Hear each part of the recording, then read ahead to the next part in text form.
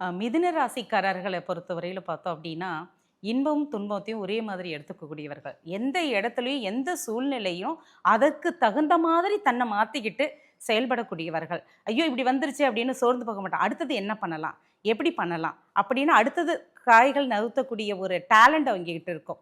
எப்பயுமே பிரில்லியன்ட்ன்னு சொல்லலாம் மிதுனத்த. எந்த ஒரு சூழ்நிலையும் தனக்கு சாதகமா தக்க வச்சுக்கக்கூடிய ரூ. 1 கூட இல்லாம ஒரு வியாபாரம் பண்ணிட்டு வருவாங்க. அந்த அளவுக்கு அவங்க டேலண்ட். ஆனா அதே சமயத்துல கடந்த ஆண்டு பார்த்தோம் அப்படின்னா, ஜென்மத்திலேயே குரு இருந்து மனக்குழப்பங்கள் அவங்களுக்கு அதிகமா இருந்தது. என்ன பண்றது? ஏது பண்றதுன்னு நெறைய புரியாம, அதே மாரி அவர்கள் குடும்பத்துல தந்தையாருடைய உடல்நிலையில கொஞ்சம் பாதிப்புகள் இது மாரிலாம் குடுத்து, நெறைய விரய செலவுகள அதிகமா உருவாக்கி குடுத்துச்சு. இனி இந்த காலகட்டங்கள் அவங்களுக்கு பார்த்தீங்கன்னா, வேலையிலிருந்து நெறைய பேர் ரிலீவ் ஆயிருப்பாங்க.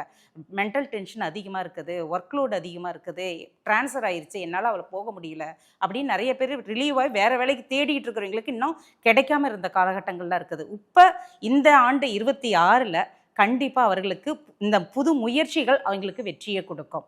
அடுத்து எதிர்பார்த்த இடத்துல அவங்களுக்கு வேலை வாய்ப்புகளை உருவாக்கி கொடுக்கும். நல்ல சம்பளமாகவும் அவங்களுக்கு கிடைக்கும். அதே சமயத்தில் குழந்தைகளோடதுலையும் நல்ல ஒரு ஆரோக்கியம் இது எல்லாமே மேம்படும்.